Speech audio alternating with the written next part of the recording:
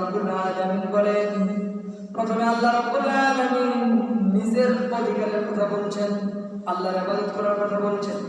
এরপর আল্লাহ রাব্বুল আলামিন পিতামাতার সাথে ভালো ব্যবহার করার কথা বলছেন। এরপরে তৃতীয় নম্বরে উল্লেখ করেছেন বাড়ির প্রতিবেশী যারা আছে তাদের সাথে ভালো ব্যবহার করা। তো প্রতিবেশীকে আমাদেরকে প্রথমে জানতে হবে প্রতিবেশীটাকে। প্রতিবেশীকে ইমাম রাগিব আসফাহানি তার আল-মুফরাদাত নামক কিতাবের মধ্যে বলেন,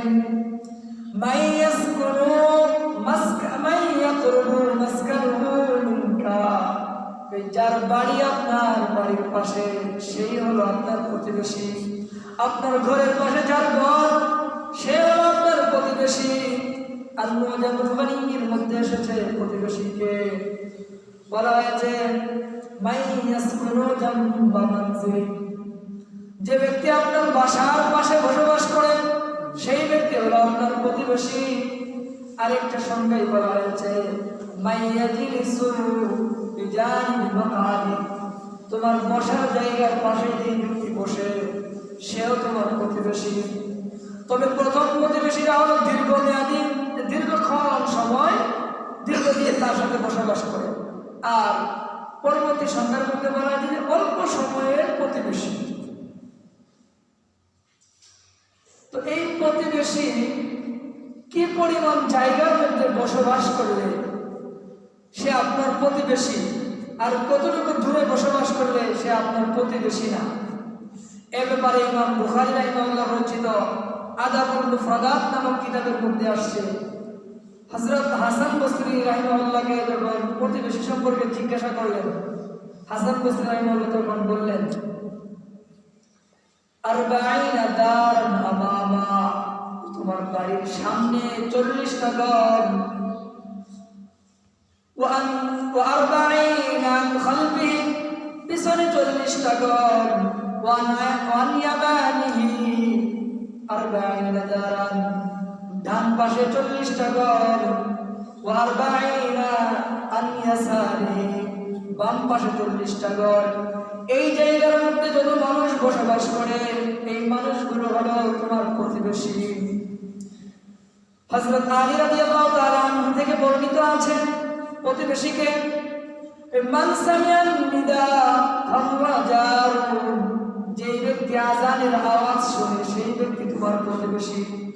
অর্থাৎ তোমার বাড়ি থেকে যদি আযান দেওয়া হয় আর এই আযানের আওয়াজটা যতদূর পর্যন্ত যাবে এর মধ্যে যত লোক বসবাস করে এই লোকগুলো হলো তোমার প্রতিবেশী। 3 নম্বর প্রতিবেশীকে এ ব্যাপারে বলা হয়েছে মান সাল্লা সালাতাস সুবহি মাকা ফিল মসজিদি ফাহুয়া জারুন, যে ব্যক্তি ফজর নামাজ তোমার সাথে মসজিদে আদায় করে সে হলো তোমার প্রতিবেশী। তাহলে আমরা বুঝলাম যদি আমাদের এই মসজিদে মাইক ছাড়া এমনি আজান দেয় যে পরিমাণ জায়গা যাবে এই পরিমাণ মানুষগুলো আমাদের প্রতিবেশী। যারা আমাদের সাথে ফজরের সালাত আদায় করে তারা আমাদের প্রতিবেশী। আর আদাবুল মুফরাদের হাদিস দ্বারা আমরা জানলাম যে সামনে 40 ঘর, পিছনে 40 ঘর, ডানে 40 ঘর, বামে 40 ঘর, এর মাঝে যত মানুষ বসবাস করে এরা আমাদের কি প্রতিবেশী। এই প্রতিবেশী আবার 3 ধরনের, 3 প্রকারের প্রতিবেশী। ইমাম তাবরানী রাহিমাহুল্লাহ জাবের রাদিয়াল্লাহু তাআলা আনহু থেকে একটি হাদিস বর্ণনা করেছেন। হাদিসের সনদটি একটু দুর্বল আছে। তো এই হাদিসের মধ্যে প্রতিবেশীকে 3 ভাগে ভাগ করা হয়েছে। বলা হয়েছে জারুল্লাহু হাক্কুন, একটা প্রতিবেশী আছে তার একটা অধিকার, ফাহুয়া জারুল কাফির, সে হলো কাফের প্রতিবেশী। আপনার বাড়ির পাশে অন্য ধর্মের একটা লোক বসবাস করে সে আপনার প্রতিবেশী, তার একটা অধিকার আছে, সে যে আপনার বাড়ির পাশে বসবাস করে এই প্রতিবেশীর অধিকারটা তার আছে। আরেক শ্রেণীর প্রতিবেশী হলো যার 2টা অধিকার আছে, মুসলিম, সে হলো মুসলিম প্রতিবেশী। একটা হলো সে আপনার বাড়ির পাশে বসবাস করে, আর একটা হলো সে মুসলমান। এই 2টা অধিকার। তিন নম্বর হলো জারুন লাহু সালাসাতু হুকুক, ওই প্রতিবেশী যার তিনটা অধিকার আছে। এটা কোন প্রতিবেশী? হুয়াল জারুল মুসলিমুল করিব,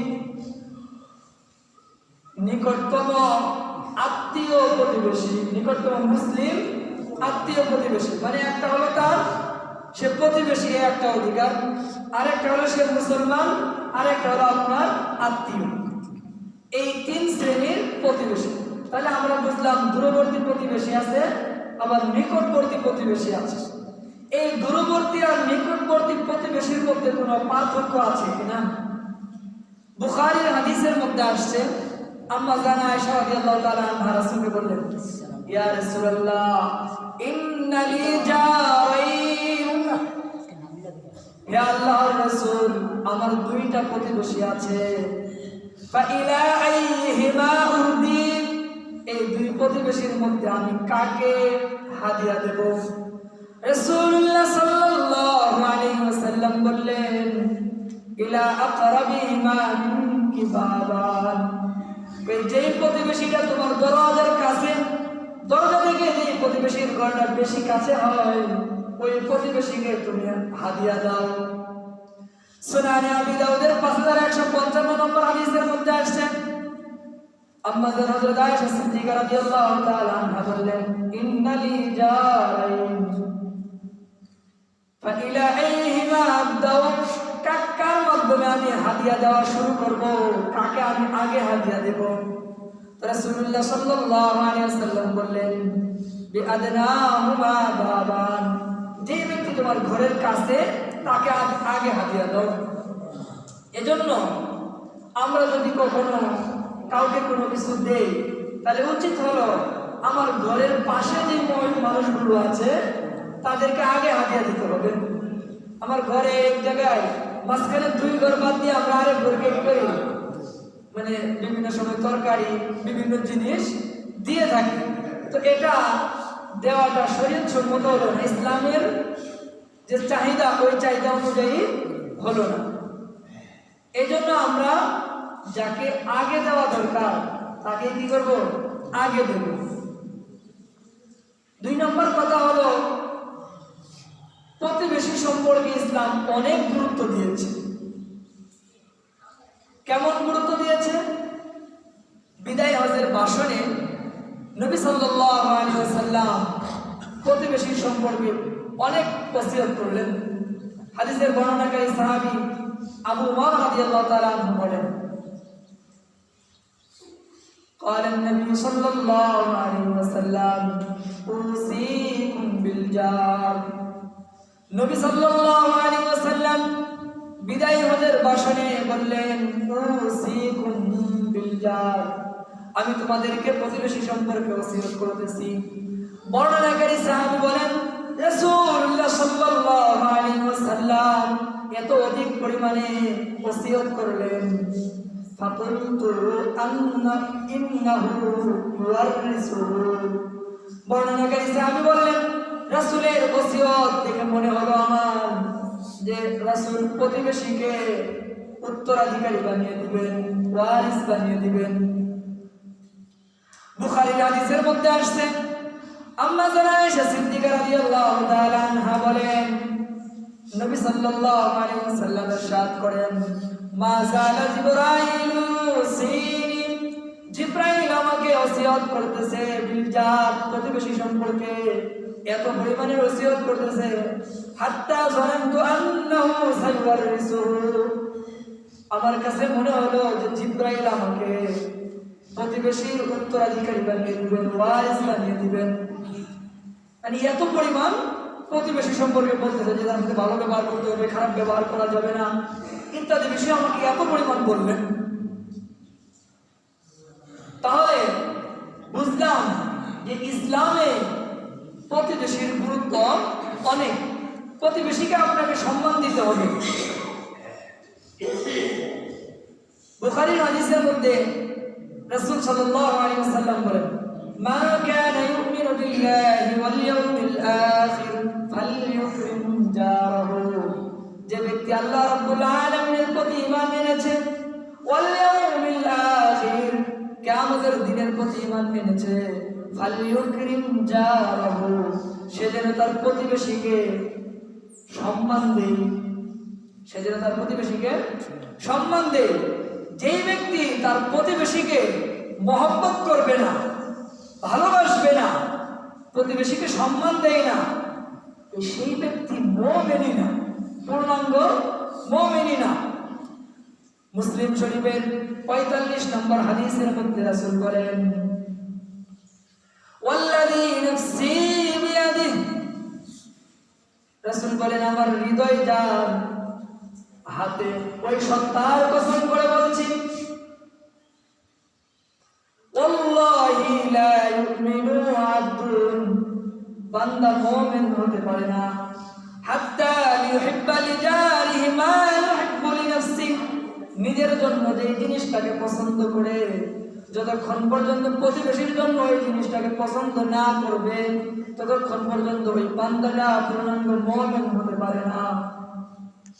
আমি আমার নিজের জন্য কি পছন্দ করি, যে আমার যেন কোনো ক্ষতি না করে, সমাজে যেন আমি অসম্মানিত না হই, সমাজে যেন সব মানুষ আমাকে সম্মান দেয়।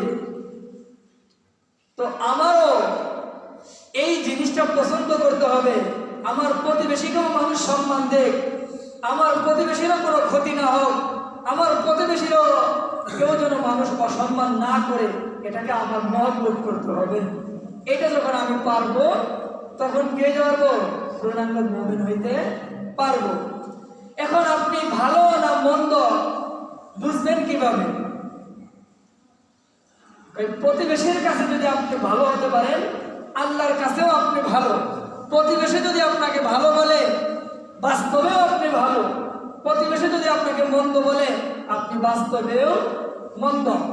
তিরমিজির হাদিসের মধ্যে আসছে, রাসূলুল্লাহ সাল্লাল্লাহু আলাইহি ওয়াসাল্লাম বলেন, খায়রুল জিরানি ইনদাল্লাহ খায়রুহুম লিজারি, সর্বোত্তম প্রতিবেশী হলো আল্লাহ রাব্বুল আলামিনের কাছে ওই প্রতিবেশী যে তার প্রতিবেশীর কাছে উত্তম। যে ব্যক্তি তার প্রতিবেশীর কাছে উত্তম না খারাপ, সেই ব্যক্তি আল্লাহ রাব্বুল আলামিনের কাছে উত্তম হতে পারে না। উত্তম হলো সেই ব্যক্তি যা তার প্রতিবেশীর কাছে উত্তম। সুনানে ইবনে মাজাহ হাদিসের মধ্যে আসছে, সাহাবী এসে জিজ্ঞাসা করলেন, ইয়া রাসূলুল্লাহ কাইফা লি আলাম, আমি কিভাবে জানবো ইদা আহসানতু ওয়া ইদা আসাতু, যে আমি ভালো করতেছি না মন্দ করতেছি? রাসূলুল্লাহ সাল্লাল্লাহু আলাইহি ওয়াসাল্লাম বললেন, ইদা সামি'তা জিরানাকা ইয়াকুলুন, যখন তুমি তোমার প্রতিবেশীকে বলতে শুনবে, কাদ আহসানতা ফাকাদ আহসানতা, প্রতিবেশী বলাবলি করতেছে যে তুমি ভালো কাজ করতেছো, ফাকাদ আহসানতা, তাহলে তুমি ভালো কাজই করতেছো। আর যদি প্রতিবেশী বলে লোকটা মন্দ কাজ করতেছে, খারাপ কাজ করতেছে, তাহলে কি হবে? আপনি বাস্তবে কি করতেছেন? খারাপ কাজ করতেছেন। এই জন্য আল্লাহর কাছে ভালো সাজতে হইলে সমাজের কাছেও আপনাকে ভালো হইতে হবে, প্রতিবেশীর কাছেও আপনাকে কি হইতে হবে? ভালো হইতে হবে। গোপনে গোপনে এসে মসজিদে নামাজ পড়তেছেন, প্রতিবেশীর সাথে খারাপ কাজ করতেছেন, আপনি কি হয়ে যাবেন? আল্লাহর কাছে ভালো বান্দা হয়ে যাবেন? সম্ভব না। প্রতিবেশীর কাছে ভালো হন, আপনি আল্লাহর কাছেও কি হবেন? ভালো হবেন। তো এই প্রতিবেশীকে কষ্ট দেওয়া যাবে না। প্রতিবেশীকে কি দেওয়া যাবে না? কষ্ট দেওয়া যাবে না। রাসূলুল্লাহ সাল্লাল্লাহু আলাইহি ওয়াসাল্লাম হাদিস শরীফে বলেন, প্রতিবেশীকে কষ্ট দেওয়া যাবে না। মা কানা ইউমিনু বিল্লাহি ওয়াল ইয়াউমিল আখির ফালা ইউযি জারাহু, যে ব্যক্তি আল্লাহ রাব্বুল আলামিনের প্রতি ঈমান এনেছে এবং কিয়ামতের দিবসের প্রতি ঈমান এনেছে, ফালা ইউযি জারাহু, সে যেন তার প্রতিবেশীর সাথে, প্রতিবেশীকে যেন কষ্ট না দেয়। কষ্ট দিলে সমস্যাটা কি? কষ্ট দিলে সমস্যা হলো আপনার নেকিগুলো চলে ডুবে যাবে। প্রতিবেশীকে কষ্ট দিলে আপনার নেকিগুলো চলে যাবে। রাসূলুল্লাহ সাল্লাল্লাহু আলাইহি ওয়াসাল্লাম বলেন, ইন কুনতুম তুহিব্বুনা আন ইউহিব্বাকুমুল্লাহ ওয়া রাসূলুহু, তোমরা যদি পছন্দ করো, এটা যদি তোমরা ভালোবাসো যে আল্লাহ রাব্বুল আলামিন তোমাদেরকে পছন্দ করে, আল্লাহ রাব্বুল আলামিন তোমাদেরকে ভালোবাসো, আল্লাহর রাসূল তোমাদেরকে ভালোবাসো, মহব্বত করো, এটা যদি তোমরা পছন্দ করো, ফাহাফিযু আলা সালাসাতি খিসাল, তাহলে তোমরা নিজেরা তিনটি অভ্যাসে অভ্যস্ত হয়ে যাও, নিজেদের মধ্যে তিনটি গুণ আনো, তিনটা গুণ তোমরা অর্জন করো। এক নাম্বার হলো সিদকুল হাদিস, কথা বললে সত্য কথা বলো, ওয়াদাউল আমানা, আমানত আদায় করো, হুসনুল জিওয়ার, প্রতিবেশীর সাথে ভালো ব্যবহার করো, ফাইনাজাল জার, আর যদি প্রতিবেশীকে কষ্ট দাও, ইয়ামহুল হাসানাত, সওয়াবগুলো নষ্ট হয়ে যাবে, কমে যাবে, শেষ হয়ে যাবে, কামা তামহুশ শামসু ওয়াল জালিব, সূর্যের তাপে যেমন ধরক গলে গলে যায়, প্রতিবেশীকে কষ্ট দিলে আপনার নেকিগুলো গলে গলে যাবে, নষ্ট হয়ে যাবে, বাতিল হয়ে যাবে। নামাজ পড়লেন অনেক, কিন্তু পাশের বাড়ি, আপনার বাড়ির পাশে যিনি বসবাস করে, ওই ব্যক্তিকে একটা গালি দিলেন, ওই ব্যক্তিকে একটু কষ্ট দিলেন, তাহলে আপনার নেকিগুলো কি হয়ে যাবে? বরফ যেভাবে গলে যায় রোদের তাপে, এই কষ্ট দেওয়ার কারণে আপনার নেকগুলো গলে যাবে, নষ্ট হয়ে যাবে। কষ্ট দেওয়া যাবে? প্রতিবেশীকে যে ব্যক্তি কষ্ট দেয়, এই ব্যক্তি পূর্ণাঙ্গ মুমিন না। বুখারীর হাদিসের মধ্যে আসছে, রাসূল বলেন, ওয়াল্লাহি লা ইউমিন, ওয়াল্লাহি লা ইউমিন, ওয়াল্লাহি লা ইউমিন, ওই ব্যক্তি মুমিন নয়, ওই ব্যক্তি মুমিন নয়, ওই ব্যক্তি মুমিন নয়। সাহাবায়ে কেরাম রাদিয়াল্লাহু তাআলা আনহুম বলেন, আল্লাহর রাসূল কেন এই কথাটা বারবার বলছেন? জিজ্ঞাসা করলেন, মান ইয়া রাসূলুল্লাহ, কোন ব্যক্তি মুমিন নয়? রাসূলুল্লাহ সাল্লাল্লাহু আলাইহি ওয়াসাল্লাম বললেন, আল্লাযী লা ইয়ামানু জারুহু দাওয়াইকাহু, ওই ব্যক্তি প্রকৃত অর্থে মুমিন নয় যার প্রতিবেশী তার খারাপি থেকে নিরাপদে না, যার অনাচার দুরাচারে খারাপ আচরণ থেকে প্রতিবেশী নিরাপদে না, সেই লোকটা মুমিন নয়। শুধু কি মুমিন নয় এমনই, এই ব্যক্তি জান্নাতেও যাইতে পারবে না। রাসূলুল্লাহ সাল্লাল্লাহু আলাইহি ওয়াসাল্লাম বলেন, হাদিসটি মুসলিম শরীফের 46 নম্বর বর্ণনায় আসছে, লা ইয়াদখুলুল জান্নাতা মান লা ইয়ামানু জারুহু বাওয়াইকাহু, ওই ব্যক্তি জান্নাতে প্রবেশ করতে পারবে না যেই ব্যক্তির খারাপি থেকে প্রতিবেশী নিরাপদে না। শুধু কি এখন যত আমলই করো, যত কিছুই করো, প্রতিবেশীকে কষ্ট দেওয়ার কারণে সেই ব্যক্তি জান্নাতে যাইতে পারবে না। আত-তারগীব ওয়াত তারহীব নামক কিতাবের মধ্যে আসছে, রাসূলুল্লাহ সাল্লাল্লাহু আলাইহি ওয়াসাল্লামকে বলা হলো, ইন্না ফুলানাতা ইউযকারু আন কাসরাতি সালাতিহা ওয়া সাদাকাতিহা ওয়া সিয়ামিহা, বলা হয় অমুক মহিলা অনেক নেক আমল করে, অনেক রোজা করে, অনেক নামাজ পড়ে, অনেক দান সদকা করে, গায়রান হাযা তুজিজাহা বিলিসানিহা, সমস্যা হলো এই মহিলা নামাজ দান সদকা করার পরেও প্রতিবেশীকে মুখ দ্বারা কষ্ট দেয়, প্রতিবেশীকে গালি দেয়, প্রতিবেশীকে বিভিন্ন কটু কথা বলে, প্রতিবেশীকে মুখ দ্বারা কষ্ট দেয়। রাসূলুল্লাহ সাল্লাল্লাহু আলাইহি ওয়াসাল্লাম বললেন, হিয়া ফিন্নার, এই মহিলা জাহান্নামী। বলা হলো আরেক মহিলা আছে, ইবাদত তেমন একটা করে না, ফরজ নামাজগুলো ঠিকঠাক মতো পড়ে, ফরজ রোজাগুলো করে, আর টুকটাক দান সদকা করে, কিন্তু প্রতিবেশীকে কষ্ট দেয় না, প্রতিবেশীকে গালিগালাজ করে না। এই মহিলার ব্যাপারে কি বলেন? রাসূলুল্লাহ সাল্লাল্লাহু আলাইহি ওয়াসাল্লাম বললেন, হিয়া ফিল জান্নাহ, এই মহিলাটা হলো জান্নাতি মহিলা।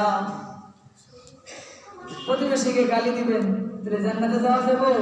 নামাজ পড়লেন 5 ওয়াক্তের জায়গায় 6 ওয়াক্ত, কিন্তু প্রতিবেশীর সাথে ভালো ব্যবহার করছেন না, জান্নাতে যাওয়া যাবে? তো তো আমাদেরকে প্রতিবেশীর সাথে ভালো ব্যবহার করতে হবে। কিভাবে প্রতিবেশীর সাথে ভালো ব্যবহার করবেন? হাদিস শরীফে রাসূলুল্লাহ সাল্লাল্লাহু আলাইহি সাল্লাম বলেন, যে ব্যক্তি আল্লাহ ও কিয়ামতের দিবসের প্রতি ঈমান এনেছে, ফালইউহসিন ইলা জারি, সে যেন তার প্রতিবেশীর সাথে ভালো ব্যবহার করে। আল্লাহ পবিত্র কোরআনের মধ্যে বলছেন যে ওয়াল জারিল কুরবা ওয়াল জারিল জুনুবি ওয়াস সাহিবি বিল জামবি, যে নিকটতম প্রতিবেশী এবং দূরতম প্রতিবেশীর সাথে তোমরা ভালো ব্যবহার করো, ইহসান করো। ইহসান কিভাবে করবেন? ইবনে হাজার আসকালানী রাহিমাহুল্লাহ বলেন যে সাধ্য অনুযায়ী তাদের প্রতি ইহসান করো। এই সাধ্য অনুযায়ী ইহসান কিভাবে করবে? এক নম্বর হইল প্রতিবেশীকে হাদিয়া দাও। এক নম্বর হইল প্রতিবেশীকে হাদিয়া দাও। যে যেটা পারি ওটা কি করা, প্রতিবেশীকে হাদিয়া দেওয়া দরকার, এক নম্বর। দুই নম্বর কাজ হলো প্রতিবেশীকে সালাম দাও। প্রতিবেশীকে কি করো? সালাম দাও। তিন নম্বর কাজ হলো প্রতিবেশীর সাথে যখন সাক্ষাৎ হয় তখন হাসি মুখে কথা বলো। তিরমিজির হাদিসের মধ্যে আসছে, রাসূলুল্লাহ সাল্লাল্লাহু আলাইহি ওয়াসাল্লাম বলেন, কুল্লু মারুফিন সাদাকা, প্রত্যেক ভালো কাজই হলো সাদাকা। আপনি একটা ভালো কাজ করলেন, এই ভালো কাজ করার কারণে আল্লাহ রাব্বুল আলামিন আপনার নেক আমলের মধ্যে সাদাকার সওয়াব দিয়ে দিবেন, দান করার সওয়াব দিয়ে দিবেন। রাসূল বলেন, ওয়া ইন্না মিনাল মারুফি আন তালকা আখাকা বিওয়াজহিন তালকিন, আর ভালো কাজের মধ্যে একটা হলো যখন তুমি তোমার ভাইয়ের সাথে সাক্ষাৎ করো, বিওয়াজহিন তালকিন, একটা আনন্দোজ্জ্বল হাস্যোজ্জ্বল বদনে তার সাথে সাক্ষাৎ করো, হাসি মুখে তার সাথে সাক্ষাৎ করো। এরপরে প্রতিবেশীর সাথে ভালো ব্যবহার করবেন কিভাবে? ইবনে হাজার আসকালানী রাহিমাহুল্লাহ বলেন যে তার সাথে তার খবরাখবর, খোঁজ খবর নাও। সুলাইমান নবীর নাম শুনছেন? সুলাইমান নবী একটা পাখি ছিল, পানি মন্ত্রী ছিল পাখি। এই পাখি একদিন হঠাৎ মানে দলবলে এক জায়গায় যাচ্ছেন, পাখিটা নাই। সুলাইমান আলাইহিস সালাম বলেন, ঠিক আমার পাখিটা কই গেল? আল্লাহ কোরআনে ঘটনা বলছেন, ওমা লিয়ানা আরাল হুদহুদ, আমার হুদহুদ কোথায় গেল? হুদহুদকে কেন দেখছি না? পাখির খোঁজ খবর নিচ্ছে। আর আপনি কি প্রতিবেশীর খোঁজ খবর নেবেন না? প্রতিবেশীর খোঁজ খবর নিতে হবে। এরপরে প্রতিবেশীর কোনো প্রয়োজন পড়লে সেই প্রয়োজন পুরা করা। তো আজকে আমরা প্রতিবেশীর এই প্রতিবেশীকে ইসলামে কি